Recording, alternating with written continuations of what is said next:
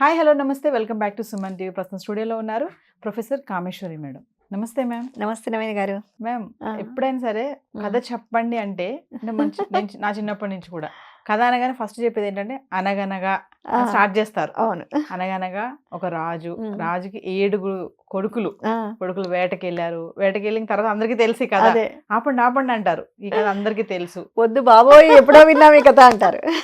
చేపలు తెచ్చారు, ఎండలేదు. కానీ ఇప్పుడు మనం అదే కథే మాట్లాడుకోబోతున్నాం. ఎన్నిసార్లు విన్నా మేడం ఇలాంటి కథలు అనేది మళ్ళీ మళ్ళీ వినాలనిపిస్తుంది పిల్లలకి కానీ పెద్దవాళ్ళకి కూడా. ఈరోజు ఒకసారి మా వ్యూవర్స్ కోసం మంచి క్లుప్తంగా ఈ కథ మరొకసారి. చిన్నప్పటి నుంచి మీరు అన్నట్టు చెప్పుకునేది అనగనగనగనగనగనగా ఒక రాజ్యం. ఆ రాజ్యంలో ఒక రాజు, రాజ్యానికి ఒకడే రాజు. కానీ రాజుకు మాత్రం 7 కొడుకులు. ఇంకా మాటలు వచ్చి రాని పిల్లలకి ఫస్ట్ మనం నేర్పించే కథ అన్నమాట. 7 కొడుకులు.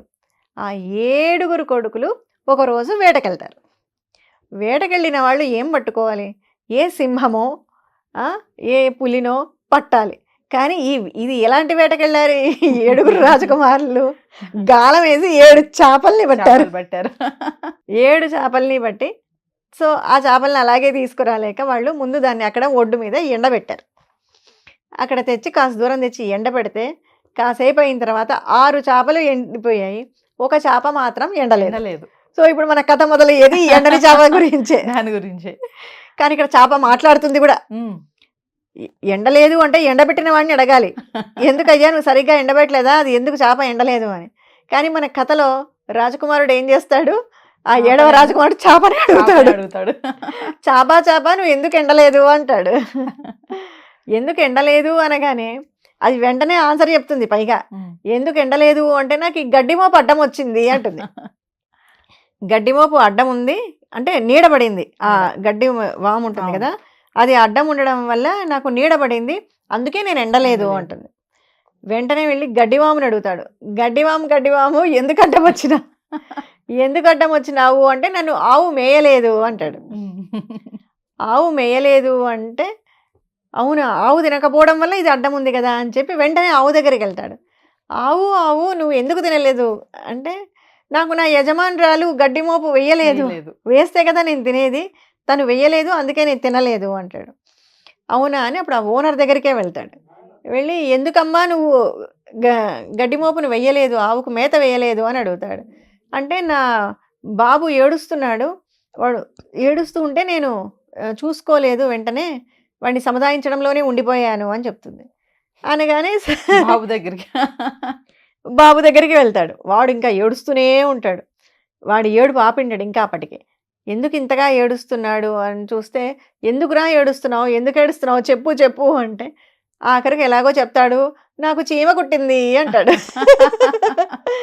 చీమ కుట్టినందుకు వాడు ఒకటే ఏడుపు. అంటే చీమకు మనం ఏడుస్తాం, వాడు చిన్నవాడు కదా, చిన్న పిల్లవాడు కాబట్టి ఆ చిన్నది కూడా వాడికి నొప్పే.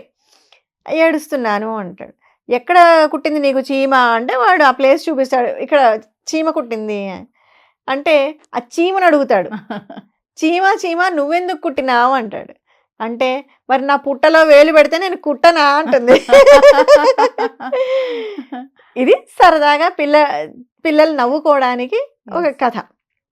కానీ దీన్నే మనము అంటే ఎంతోమంది చెప్పారు దీని గురించి, ఆధ్యాత్మికంగా ఇదే స్టోరీని కన్వర్ట్ చేసి చెప్పారు.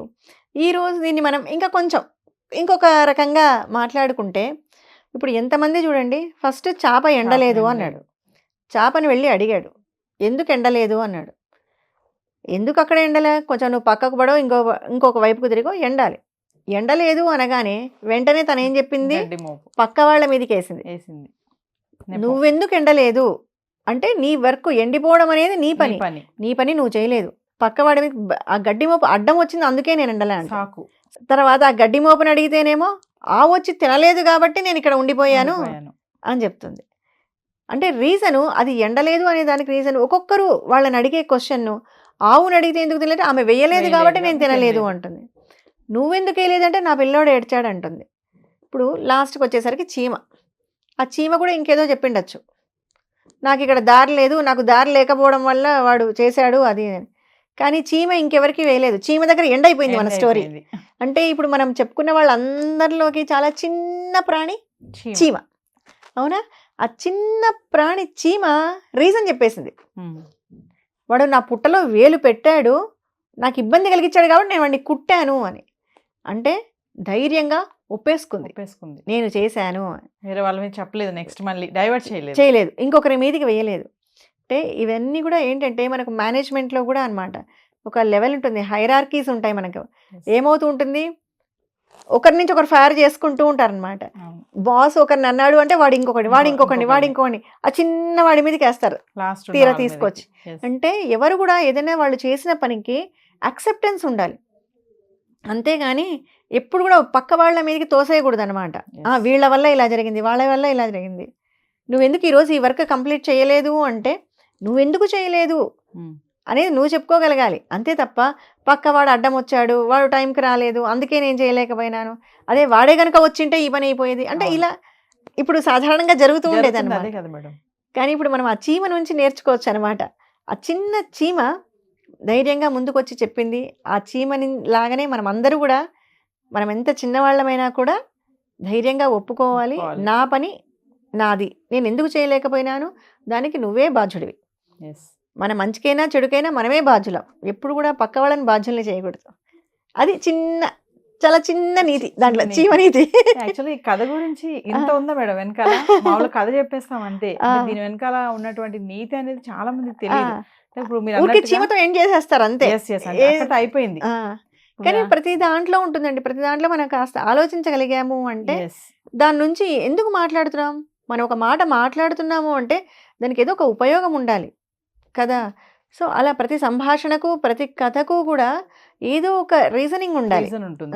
ఇప్పుడు మీరు అన్నట్టుగా చాలా మంది అంతే కదా మేడం, ఏదైనా అడిగామంటే ఈ పని ఎందుకు చేయలేదు నువ్వు, ఇది నువ్వు నీ వర్క్ ఇది అని అనగానే ఏదో ఒక సాకు చెప్తారు. వాడు ఇవ్వలేదు, వాడు నన్ను పిలవలేదు, వాడు పెట్టలేదు కాబట్టి పని అవ్వలేదు. నువ్వు చేసిన తప్పు ఏంటనేది అక్కడ నువ్వు గ్రహించట్లేదు, వాడి మీద వేయడమే సాకు. సో ఇది చిన్న చీమ ఏంటంటే ధైర్యంగా అక్కడ ఎండ్ చేసేసింది. బాగుంది మేడం, థ్యాంక్ యూ. నమస్తే.